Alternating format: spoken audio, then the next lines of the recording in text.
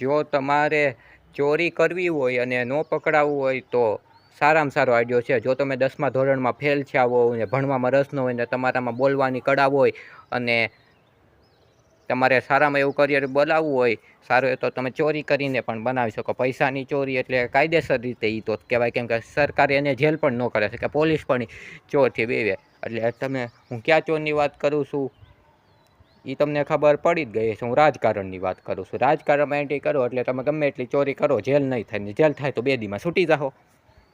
ને જેલ થાય તો તમારા ઘરમાં તો આ લાખો રૂપિયા આવી ગયા છે, ફાંસી તો થાય નહીં. ચીન જાપાનની જેમ 90 રૂપિયા ખાધા એટલે પતી ગયું. તમે સમજી જ ગયા હશો ક્યાં ચોરની વાત કરું. એ તમે ચોર બન્યા એટલે તમારે પ્રચાર ઇન્વેસ્ટ કરવાનું 100%, ને બોલતા શીખી જવાનું, પ્રચાર કરતા શીખી જવાનું, રિક્ષામાં પ્રચાર કરવાનું. સામેવાળાને એમ લાગવું જોઈએ આ હારો માણસ છે. વાત એમ નહીં કરવાની રોડ બનાવવાની, રસ્તા બનાવવાના.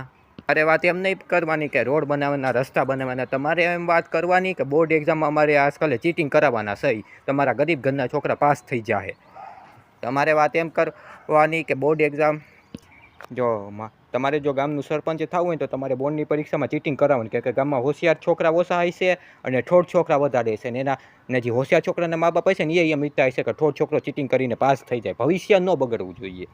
વધારે પડતા સોસાયટીના લોકોની એમ જ વિચારધારા હોય, ભણેલ ગણેલ હોય કે અભણ હોય, કે મારવા કરતાં વધારે બચાવવાવાળો મોટો. ને મારવાવાળો એ જે ચીટિંગ નથી કરાવતો ને બચાવવાવાળો એ જે ચીટિંગ કરાવે છે. એટલે તમારે જો ચૂંટણી જીતવી હોય, સરપંચ બનીને ચોરી કરીને ચૂંટણી જીતવી હોય, રૂપિયા ચોરી કરવા તો હોય, તો તમારે છે ને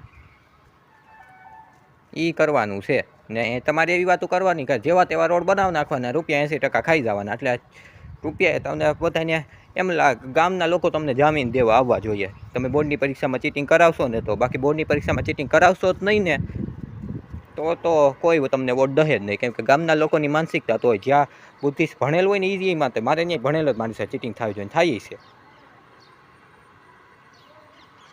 હું ભણતો તો 40 માર્કની થઈ હતી ચીટિંગ. એટલે 12માં મારો પહેલો નંબર આવતો, 11માં આર્ટ્સ હતું. અને હું માનું છું આર્ટ્સનું ભણતર હેલું હોય, પણ પહેલો નંબર લઈ આવું 99 છોકરામાંથી અઘરું હતું, કેમ કે વધારે પડતા કોમર્સના હતા બુદ્ધિશાળી.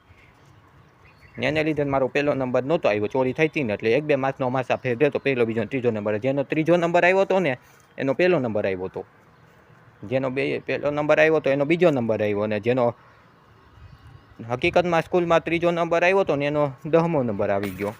એવું કંઈક થયું હતું, યાદ નથી પાકું. ચોરી થઈ હતી 40 માર્કની. સરકાર જ ઈચ્છે છે ચીટિંગ થાય, મારા ગામના બધા ઈચ્છે છે.